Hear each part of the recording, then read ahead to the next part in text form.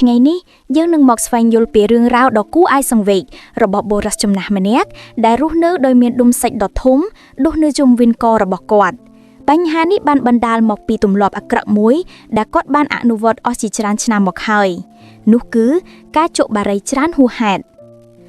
លោកតាដែលកោតជំងឺអាក្រក់នេះបានចាប់ផ្ដើមរៀនជក់បារីតាំងពីវ័យជំទង់មកម្លេះដំបូងឡើយគាត់ជក់ត្រឹមតែមួយកញ្ចប់ក្នុងមួយថ្ងៃប៉ុណ្ណោះប៉ុន្តែយូរទៅអត្រានៃការជក់បារីរបស់គាត់ក៏បានកើនឡើងគួរឲ្យគាត់សម្គាល់តាមការរៀបរាប់គាត់បានឈានដល់ការជក់បារីរហូតដល់15កញ្ចប់ក្នុងមួយថ្ងៃដែលមានន័យថាស្ទើរតែមិនដល់1ម៉ោងផងក៏ត្រូវជក់បារីអស់មួយកញ្ចប់ទៅហើយទោះបីជាដឹងថាវាគ្រោះថ្នាក់ក៏ដោយលោកតាហាក់ដូចជាមិនបានយកចិត្តទុកដាក់នោះទេមិនយូរប៉ុន្មានដោយសារតែការជក់បារីច្រើនពេកដុំសាច់ដ៏ធំ3ដុំក៏ចាប់ផ្ដើមលូតលាស់ចេញពីករបស់គាត់ដុំសាច់ទាំងនេះមើលទៅដូចជាមាន់ក្រាបដុំសាច់ដ៏ធំនេះបានបង្កផលលំបាកយ៉ាងធ្ងន់ធ្ងរដល់ជីវិតប្រចាំថ្ងៃរបស់គាត់មិនថាពេលគាត់ញ៉ាំបាយឬនិយាយស្ដីទេគាត់តែងតែមានអារម្មណ៍ឈឺចាប់ដូចជាគេយកកំបាត់មកចាក់នៅបំពង់កការឈឺចាប់នេះធ្វើឲ្យគាត់សូម្បីតែលេបទឹកមាត់ក៏ពិបាកដែរដុំសាច់ទាំងនោះបានសង្កត់លើផ្លូវដង្ហើមរបស់គាត់ដែលធ្វើឲ្យគាត់ពិបាកដកដង្ហើមគាត់រស់នៅក្នុងភាពឈឺចាប់និងថប់ដង្ហើមស្ទើរតែគ្រប់វិនាទី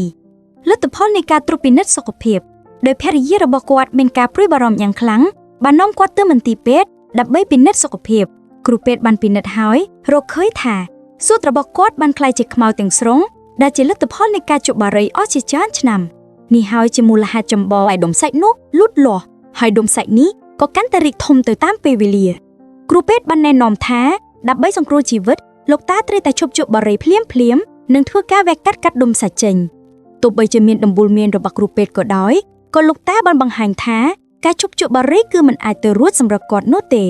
គាត់បានបញ្យល់ថាមានតែការជក់បារីទេដែលអាចធ្វើឲ្យគាត់មានអារម្មណ៍ធូរស្រាលហើយប្រសិនបើគ្មានបារីទេគាត់នឹងបាត់បង់អត្ថន័យនៃជីវិតរស់នៅក្នុងពេលដែលនាយកព័ត៌មានកំពុងនិយាយជាមួយភរិយារបស់គាត់មិនទាន់បាន3នាទីផងលោកតាបានជក់បារីអស់ពីដើមទៅហើយលោកតាបានបដិសេធមិនធ្វើការវះកាត់ហើយបានត្រឹមតែរស់នៅដោយរីករាយមួយថ្ងៃទល់មួយថ្ងៃប៉ុណ្ណោះរឿងរ៉ាវដ៏សោកសៅនេះបានបង្ហាញឲ្យយើងឃើញពីគ្រោះថ្នាក់ដ៏ធ្ងន់ធ្ងរនៃការជក់បារីហើយគួរតែជាមេរៀនមួយសម្រាប់អ្នកដែលកំពុងទស្សនាផងដែរតើអ្នកដែលកំពុងមើលវីដេអូនេះនៅតែហ៊ានជក់បារីទៀតដែរឬទេបន្ទាប់ពីបានឃើញស្ថានភាពរបស់លោកតា